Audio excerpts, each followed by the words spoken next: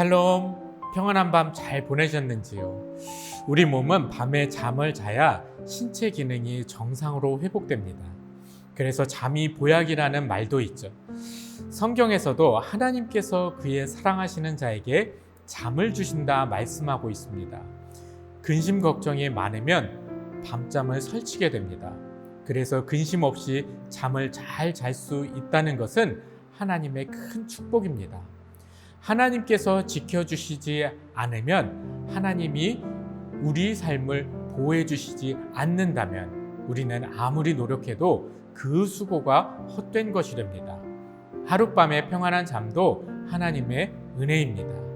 오늘 이 하루도 평안한 하루가 되고 밤에는 깊은 잠을 잘 수 있는 하나님의 은혜 가운데 있으시길 소망합니다. 오늘 그 은혜를 기대하며 말씀 속으로 들어가 보도록 하겠습니다. 오늘의 말씀은 사울의 거짓 약속, 사무엘상 18장 17절에서 21절까지입니다. 사울은 자기의 손으로 다윗을 직접 죽이지 않고 블레셋 사람의 손에 죽게 하려고 마음먹고 다윗에게 말하였다.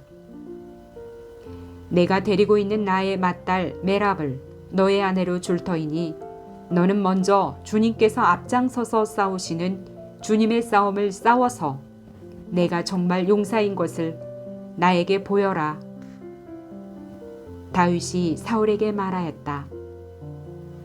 제가 누구이며 제 혈통이나 제 아버지 집안이 이스라엘에서 무엇이기에 제가 감히 임금님의 사위가 될 수 있겠습니까? 하고 사양하였다.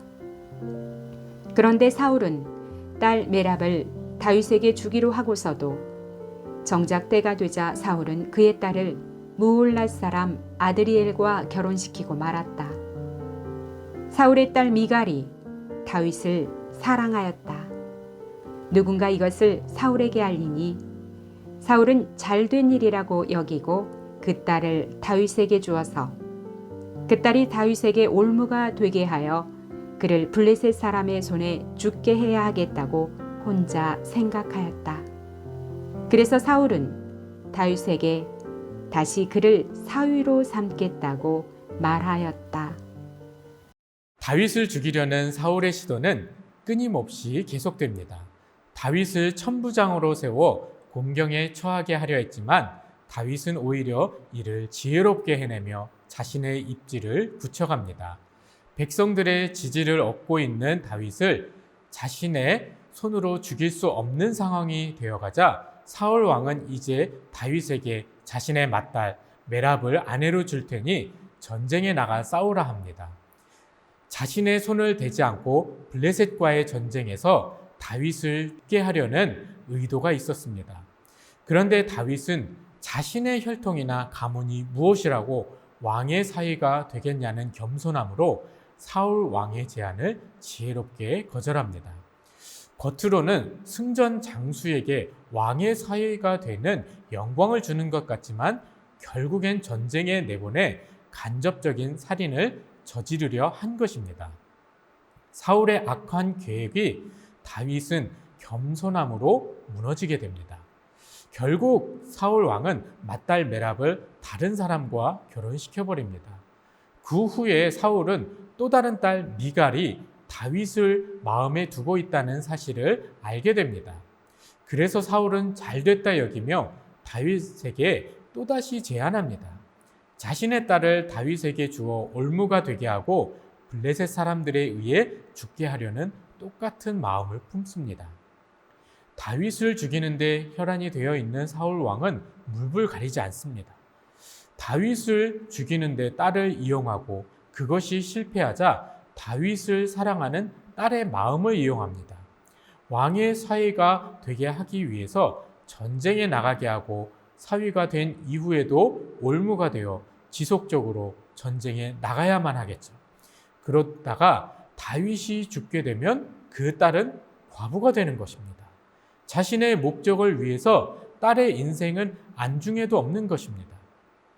딸이 남편을 배신하게 만들고 아버지 편에 서게 하려는 계획도 있었을 것입니다. 이러는 사울의 마음은 얼마나 괴로웠을까요? 한 나라의 왕이 한 소년을 질투합니다. 자신의 모습이 너무 초라해집니다. 양심상 다윗을 죽이려는 그 마음을 견딜 수가 없습니다. 그래서 자신의 손에 피를 묻히지 않고 블레셋 사람들에게 붙여 죽게 하려고 합니다. 그리고 다윗에게 왕의 사위가 되게 해주겠다는 친절을 베푸는 척합니다. 그래도 아직 일말의 양심은 살아있는 사울이었습니다. 사울이 다윗에게 내린 출전 명령은 너무 합당해 보입니다. 블레셋은 이 당시에 이스라엘을 끊임없이 괴롭힌 원수입니다. 다윗은 골리앗과의 싸움에서 너무나 멋지게 승리했고 그 전쟁의 전면에 다윗이 나서는 것이 너무 당연해 보입니다. 그 싸움을 사울 왕은 여호와의 싸움이라 칭하며 하나님께서 함께 하실 것이니 당당하게 전쟁에 나서라 합니다. 거룩한 전쟁을 하라는 멋진 목적을 주는 겁니다. 그런데 사울의 의도는 전쟁이 아니었죠. 블레셋 사람들에 의해 다윗이 죽는 것이 사울의 진짜 의도입니다.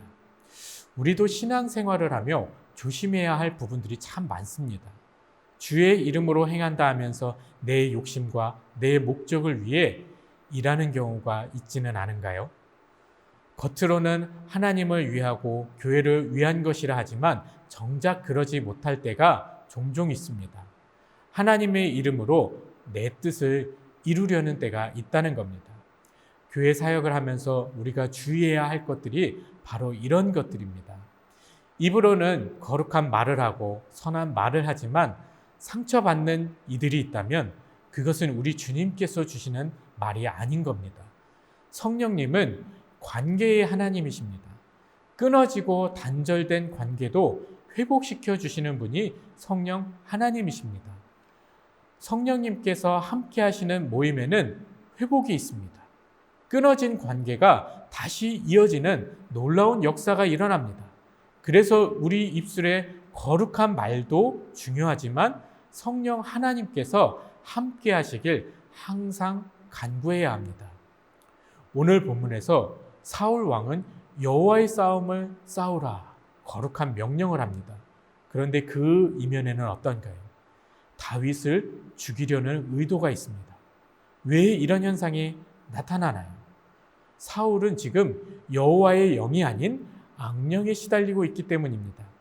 악령에 시달리는 사울은 지금 다윗과 관계를 끊으려고 하는 겁니다.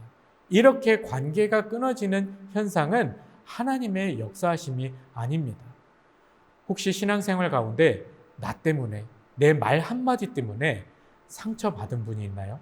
한번 떠올려 보시길 바랍니다. 지금 떠오르는 사람이 있다면 그 사람이 내 친구이든 동료이든 그리고 가장 가까운 가족이든 진심을 담은 말 한마디와 행동으로 다가가 본다면 어떨까요? 그런 시도가 너무 어색하고 불편하겠죠. 그런데 다가가 용서를 구하고 용서하기로 결단하고 결심했다면 그 이후에는 성령 하나님께서 용기를 주실 겁니다. 그 믿음의 용기를 품을 때 성령님께서 도와주십니다. 오늘 이 하루 성령님의 도우심을 기대하며 믿음의 선한 용기를 내며 우리 주님께서 원하시는 그리스도인의 합당한 믿음의 하루 되시길 주님의 이름으로 축복합니다. 기도하겠습니다. 사랑이 많으신 하나님 아버지, 오늘 귀한 하루를 허락해 주시니 감사합니다. 하나님께서 우리를 사랑하여 주시고 그 은혜로 우리를 붙들어 주셨습니다. 하나님, 주님 그 사랑의 은혜로 우리를 이렇게 지켜주시고 보호해 주시니 우리가 이 하루를 또 살아낼 수 있음을 믿음으로 고백하며 나아갑니다. 하나님, 사울의 그 작은 실수로 인하여서 다윗과의 관계가 끊어지는 그 실수가 우리의 삶에서도 이루어지고 있지는 않습니까? 또한 나로 인하여 상처받은 이들이 있습니까? 하나님, 우리가 용기를 내어 진심의 마음을 품고 하나님의 그 사랑의 마음을 품고 성령 하나님의 마음으로 또한 그들에게 다가가길 간절히 원합니다. 그리고 주의 복음이 필요한 이들에게 성령 하나님의 마음으로 다가가 주의 복음을 전하며 나아가길 간절히 원합니다. 용기를 허락하여 주시옵시고 우리 입술 가운데에 담대함을 허락하여 주셔서 주의 사랑의 마음을 품고 나아갈 수 있게 주님 축복하여 주시옵소서. 하나님, 오늘 이 하루가 그렇게 특별한 하루가 되길 간절히 원합니다.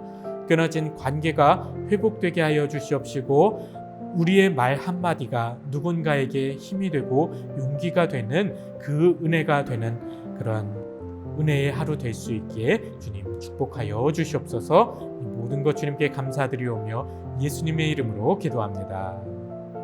아멘.